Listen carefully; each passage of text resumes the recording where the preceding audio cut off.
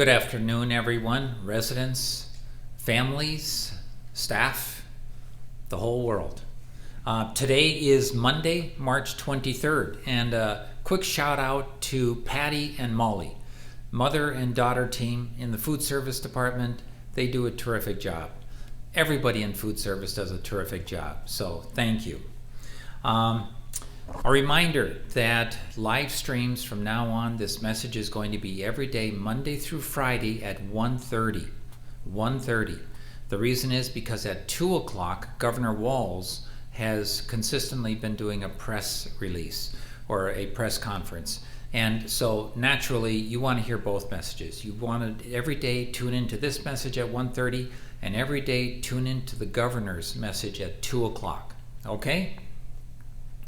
I forgot to mention to you last week that on Thursday afternoon, Mayor Melvin Carter, St. Paul's mayor, he gave me a call and we had a very nice conversation. He was genuinely interested in what we are doing here at Episcopal Homes to do our best to keep our residents and staff safe. Whether or not what did we need for in terms of support. He genuinely was interested, and he was asking questions, and he of course couldn't help with a few of the areas where all healthcare facilities are struggling, like having enough equipment. Sometimes that's a struggle. We're not finding that to be the case right now, but we sure wish we had more supplies. And he asked about that. And then, of course, the testing for COVID-19, that is not yet readily available anywhere in any state.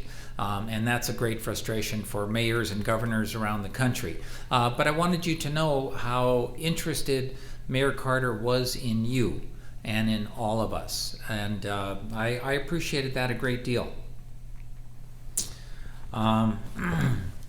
Once again, with COVID-19, I'm pleased to say, just as I was able to say every day last week, we have no confirmed cases of COVID-19 anywhere at Episcopal Homes, and that includes at Beckettwood. We have 10 communities. We have 7 of those 10 communities right here on our campus. One is at Dayton University, one is at Lexington University, and then Beckettwood across the river. And so in those 10 communities, we have no confirmed cases of COVID-19. Very pleased about that.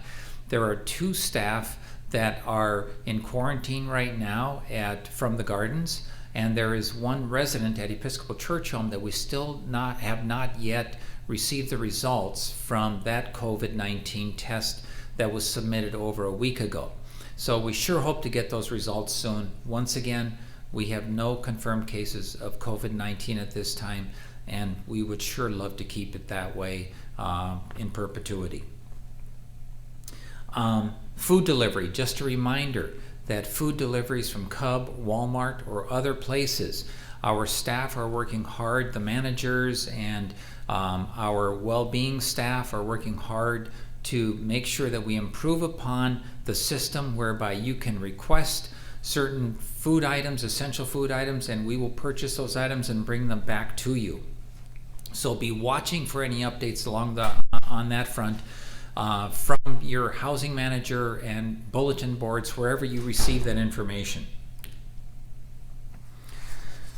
A vital message now on social distancing, and this message comes from all the managers of our independent housing buildings. To all independent living residents. So we're now talking about, of course, Seabury, Cornelia House, Carty Heights, Kings Crossing, Midway Point, Beckettwood, and I know that a few Iris Park Commons are maybe more mobile. So to all independent living residents, please stay home in your own home/zone unless completely necessary for you to go out to the doctor.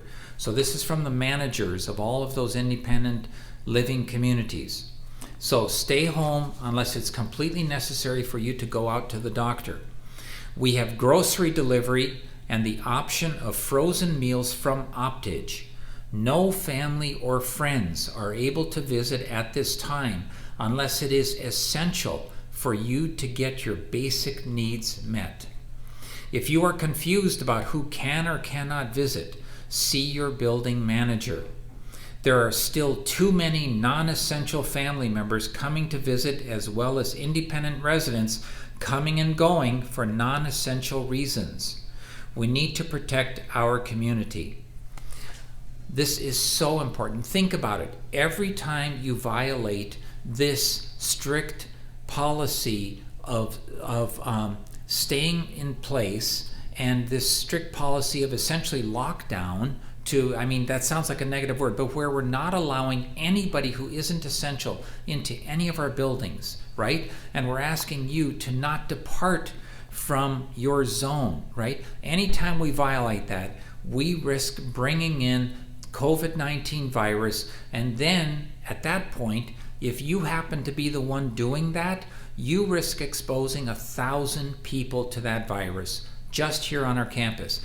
We have at any one time just shy of 500 residents living here, and at any one time we have just shy of 500 staff working here.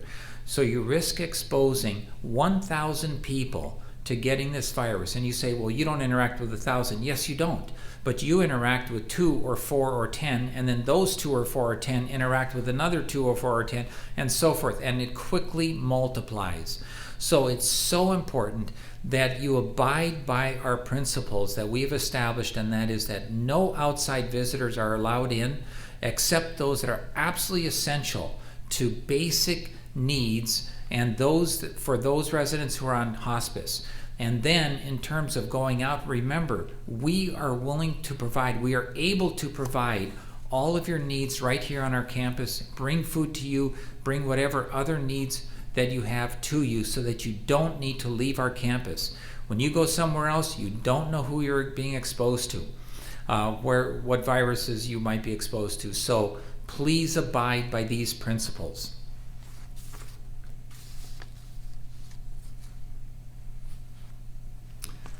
And now, I'm sure, a nicer message from Phil Rose. I just want to reiterate what Marvin said about the not going out and being exposed to others. Those of us who are working here are working diligently I go home, I stay home, and then I come back here. So I'm not exposing myself anywhere else than going home and seeing my wife. So I just want you to know that we as staff are taking that very seriously as well. So a couple of things that I wanted to share with you today. One is something that I shared at church yesterday, and I know not everyone's a churchgoer, but this struck me as funny. Somebody had said it's almost as if we're living in a 4th grade boy's story. That there was this virus, and it like took over the whole world, and everybody ran out of toilet paper, and then school was canceled for a month, and then it snowed.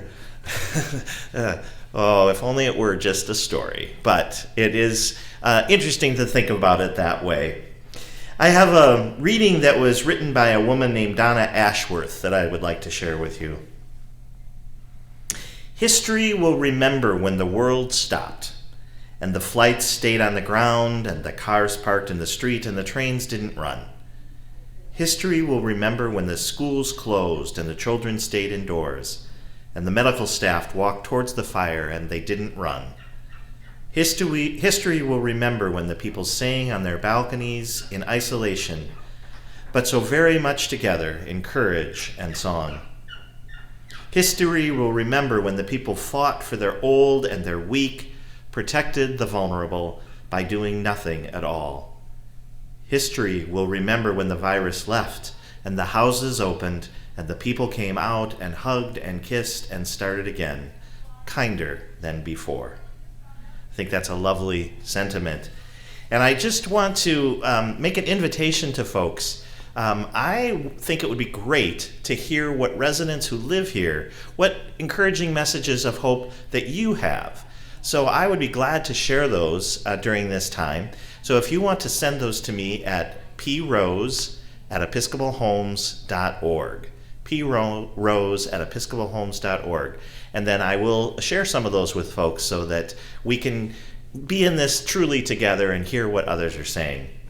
Lastly, I want to comment that this week the activities folks are having a full week of different activities for a Spirit Week. And so this week, today is Hat Day. Tuesday is Pajama Day, and I don't know, some of you may have not been out of your pajamas in a week. Who knows? Wednesday is Patriotic Day, wear something red, white, or blue. And then Thursday is Spring Clothing or Colors. And on Friday, wear your favorite sports team's t-shirt or jersey day. So that's something that you can do. It's also something that the staff are going to be doing to have a little fun in the midst of all of this strife that we're living through. So thank you and have a good day. Leah will be back here at 3:30 for Good Afternoon with Spiritual Life.